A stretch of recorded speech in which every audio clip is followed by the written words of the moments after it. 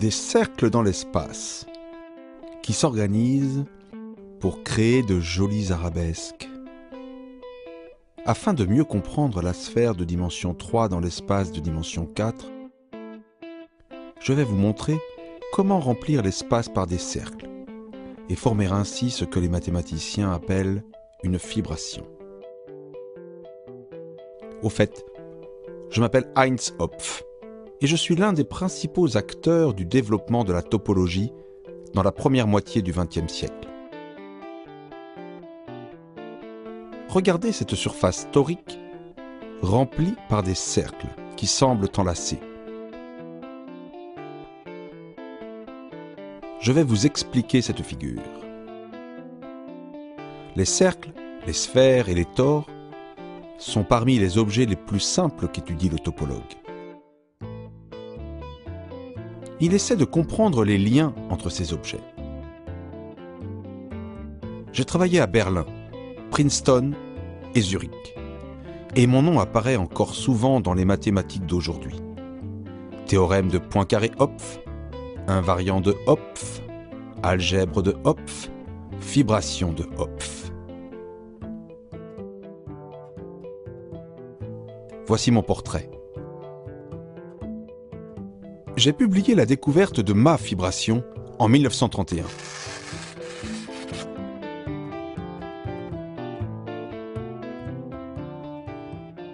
Mais comme toujours, il faut dire que je me suis appuyé sur de nombreux prédécesseurs, comme par exemple Clifford que vous voyez ici, qui a travaillé au XIXe siècle en Angleterre.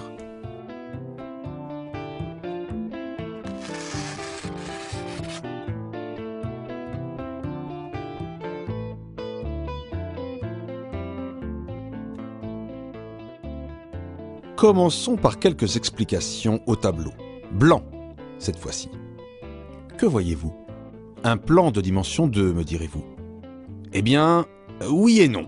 C'est bien un plan de dimension 2, mais c'est un plan de dimension 2 complexe, c'est-à-dire un espace de dimension 4 réel. Allez, un petit effort. Chaque point dans ce plan est repéré par 2 coordonnées, mais chacune de ces 2 coordonnées est un nombre complexe, qui lui-même est, rappelez-vous, défini par 2 nombres réels. Chacun des axes est une droite complexe, c'est-à-dire que les points sur les axes ont une coordonnée qui est un nombre complexe. Vous voyez par exemple ici le point 2 moins i sur le premier axe.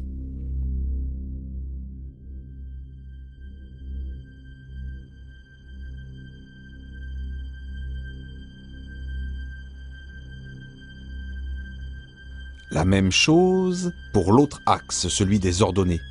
Ici, on voit le point 1 moins 2i sur cet axe.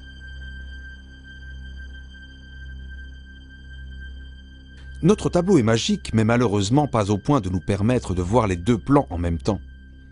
Dans l'espace de dimension 3, il se coupe le long d'une droite, alors que dans l'espace de dimension 4, il ne se coupe qu'à l'origine. Ce sont des axes après tout.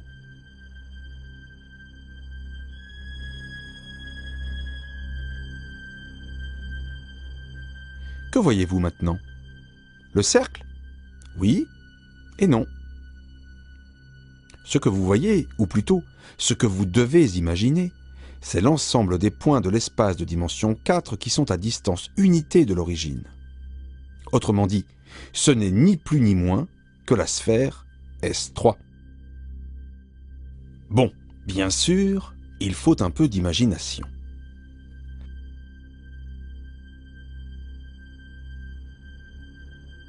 Voyons au moins comment cette sphère rencontre le premier axe. La sphère S3 coupe le premier axe sur l'ensemble des points de cet axe qui sont à distance unité de l'origine.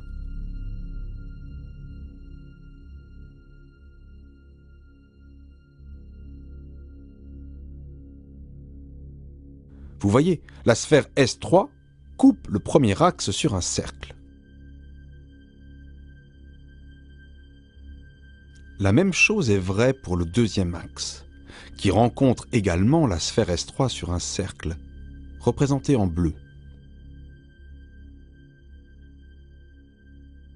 Mais voyons, Ce qui est vrai pour la droite horizontale et la droite verticale est aussi vrai pour les autres droites qui passent par l'origine.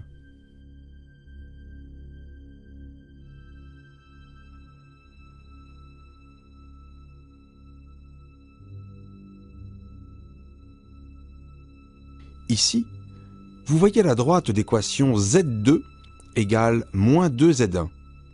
Mais on pourrait faire la même chose avec toutes les droites Z2 égale AZ1 pour n'importe quel nombre complexe A. Ainsi donc, la sphère unité S3 dans l'espace de dimension 4 est remplie par des cercles. Un pour chaque droite complexe qui passe par l'origine dans notre plan de dimension complexe 2.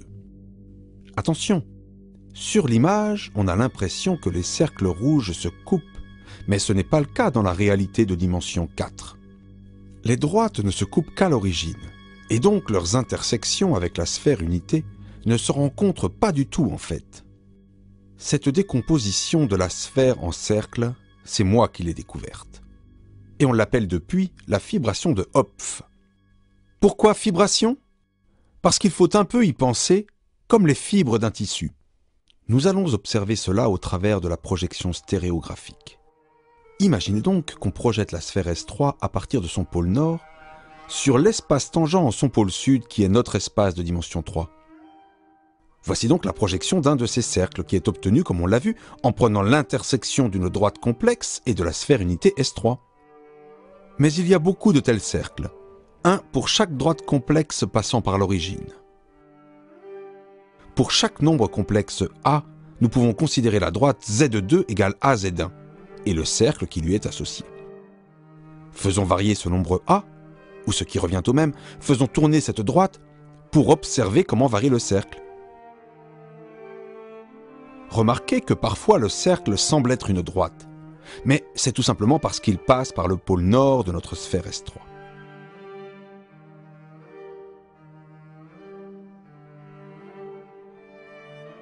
Observons deux de ces cercles en même temps.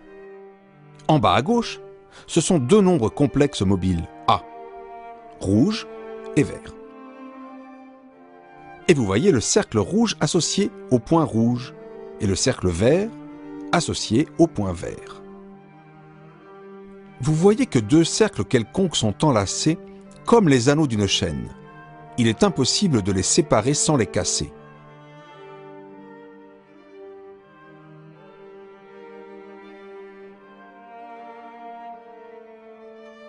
Pour le plaisir, nous allons mettre trois cercles ensemble. Regardez la danse de ces trois cercles enlacés.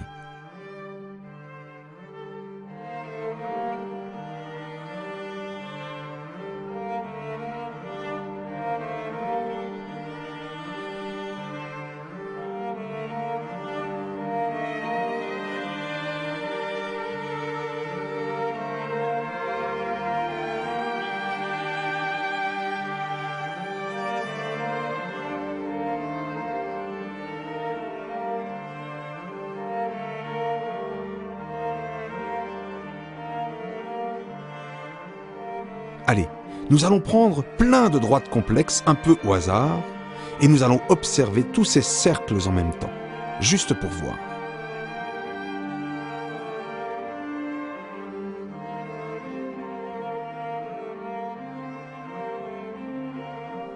Les cercles remplissent l'espace et deux d'entre eux ne se rencontrent pas. C'est un exemple d'une structure fibrée.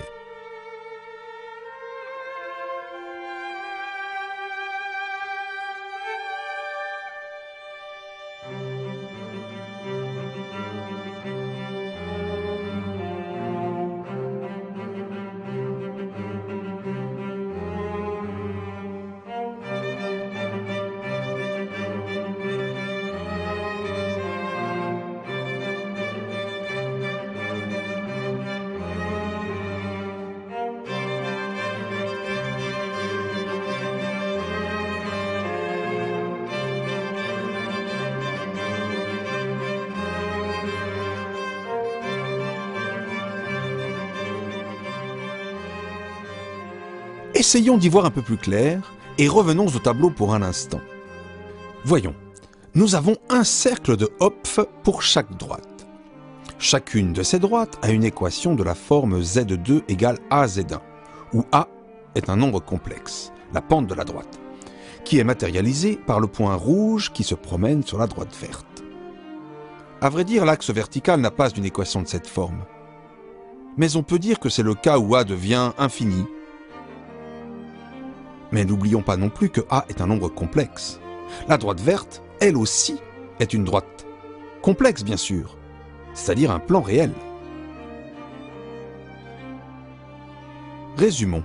Les droites complexes qui nous intéressent sont complètement décrites par un point de cette droite complexe, sans oublier d'y ajouter le point à l'infini.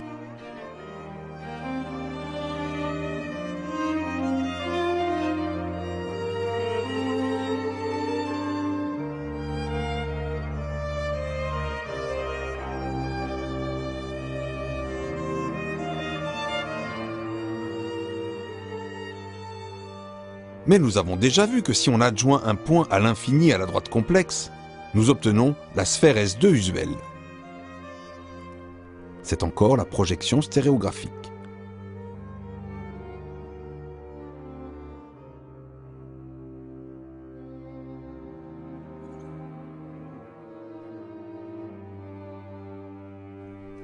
Ainsi donc, les droites complexes qui nous intéressent sont décrites par les points de la sphère jaune, la sphère S2 de dimension 2.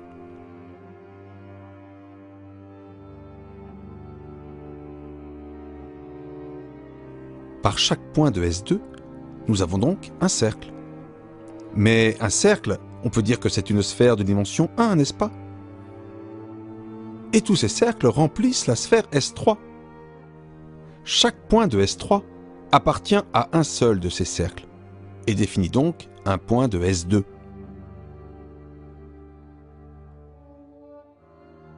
Et ainsi, nous obtenons une projection de la sphère S3 sur la sphère S2. Compliqué, n'est-ce pas?